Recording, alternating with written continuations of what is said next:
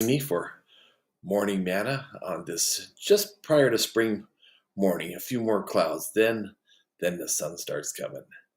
Hey, today I'd like to share with you, just in our brief time together, about a little town.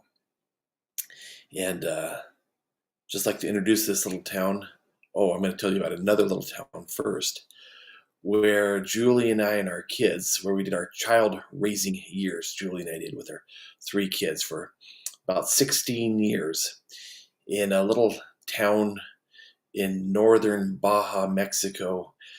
Very rural, couple hundred people, a lot of rocks and cactus and road runners, etc.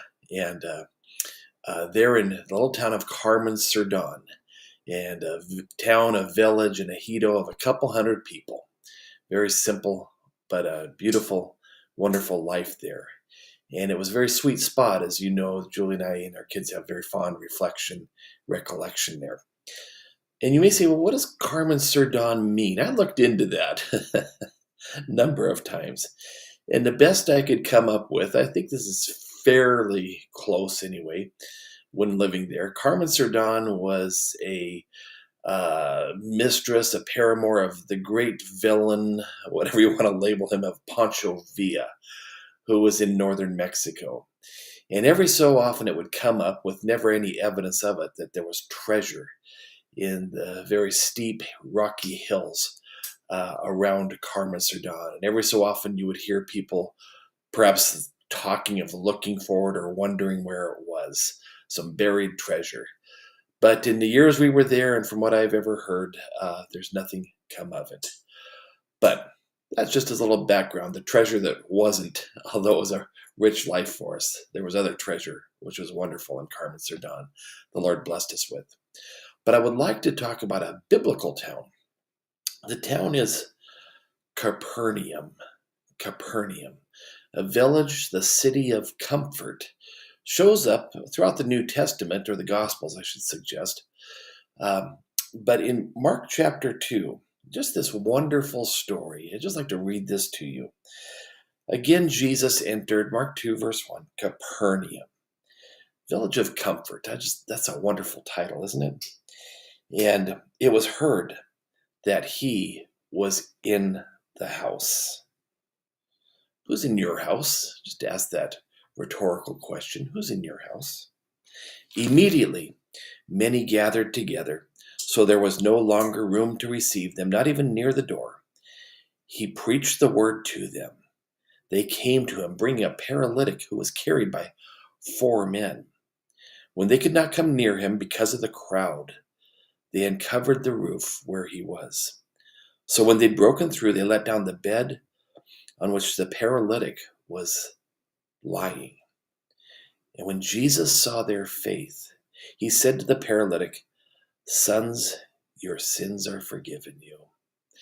As we read that, what comfort we have because of the declaration of words and the work of the cross, that we too can grab hold of this, we who are paralyzed with sin, just in great trouble. Son, your sins are forgiven you. Oh, what comfort that was declared in the city of comfort. But I'd like to talk about another reference to this village, this city, and that is from the book of Nahum.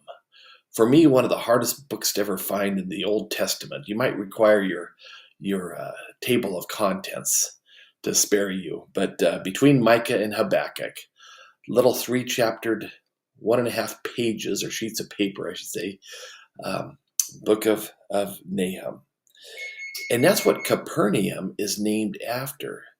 Nahum means comfort. That's the word. Capernaum was Nahum's hometown, or home village, or little city. Capernaum, city of Nahum. And in this little 3-chaptered book, of course, lies great treasure. And one of the treasures, unlike the treasure of Pancho Villa, which never can be found, this one can be readily found. In Nahum 1, verse 7, Let me give you some treasure, a real nugget for you this day. The Lord is good, a stronghold in the day of trouble, and he knows those who trust in him. I just want to read it again. The Lord is good, a stronghold in the day of trouble, and he knows those who trust in him. We can treasure that and value that today and tomorrow and all of our days. So God bless you this day. Remember, the Lord is good, a stronghold in the day of trouble, and he knows those who trust in him. So keep trusting in him. Lord be magnified. Maranatha. God bless you.